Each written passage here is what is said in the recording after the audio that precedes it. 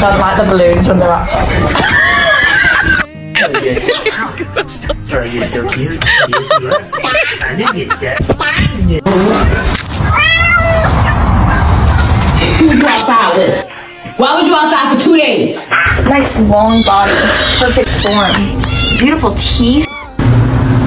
I